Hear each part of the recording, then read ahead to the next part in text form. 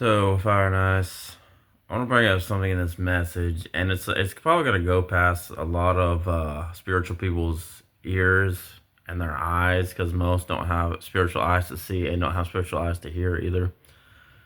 When I bring up the word antigen, specifically having to do with black goo and fallen angels, and sometimes can have to do with people with foreheads that are bigger than normal, right? So it's like you meet certain types of people in life, right? You can that seem like out of the ordinary, and it seems like you deal with a lot more spiritual warfare with these individuals, especially when I talk about the Rh negative. It's physical blood type, and it's also spiritual as well. These are really, I'm telling you what, these are the progenitors I'm talking about from this Senanakian race. I do believe, because isn't it? It's amazing. I brought up the same subject before plenty of Christians, and it's like, it seems like when I talk about things like this, right, borders of the negative Rh, this antigen with this blood mutation stuff, right, I get more attacks from when I talk about this stuff and try to come against me when I say this, but it's just like, every time I keep it light and short, every time I don't talk about getting too deep with this stuff, they just don't want to talk about it, and it's just like you get deeper and broader into these types of subjects, right? But a lot of people don't want to have a discussion, or they think it's weird. They kind of ignore it or just stick to the basics. I've never had so much spiritual warfare, especially when I talk about this stuff. Even when I'm not even like when I'm just I've made messages before and have to deal with spiritual warfare, because and it's really intense too. I'll say. Um, There's something to this more when I talk about this fallen angel splicing certain sects of the human bloodline lineages, right? So, if you're not a believer in this, you don't even try to pray or anything for it, meditate on it, pray about it, you're never going to understand anything I'm talking about. This antigen deriving from this negative Rh blood type, and knowing that this negative Rh intuition is entities over the bloodlines, leading these people to be successful, to thrive in life. They've been MK altered.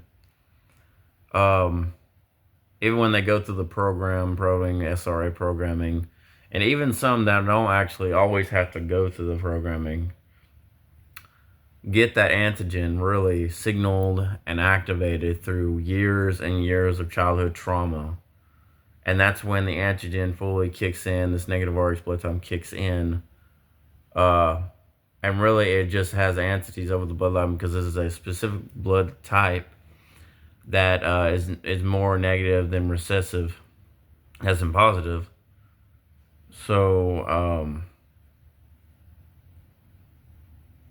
these types of individuals have more evil covering, and I would say even more demonic covering than a lot of other people. But it's just like these types of individuals are.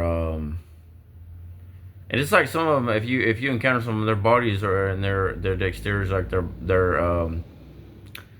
you ever seen somebody before and actually wonder if that person was a real person or not? Like, almost like, were they constructed in a lab or not? And like, do they look real or not? And sometimes their foreheads can be more out of proportion and bigger than other people's foreheads and everything. It's just like they don't seem human. And it's just like, I get into these types of conversations, and a lot of people don't want to have them, because you experience spiritual warfare when you talk about them. There's something more to it than this, than a lot of people realize, because it is spiritual. Um, it's spiritually led, and I say this because it's something really just put on the rug and hidden in our world that a lot of people don't want to get into, and they don't believe. Even a lot of Christians.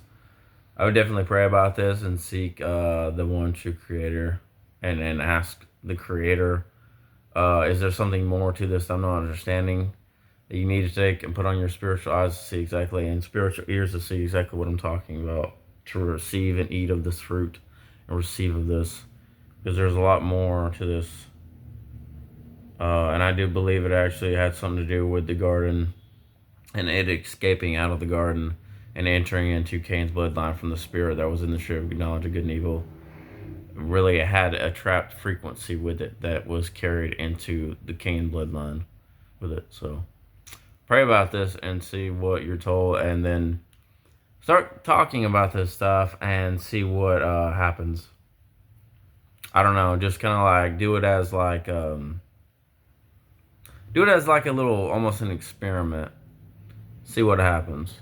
So that's my take on it, Fireness.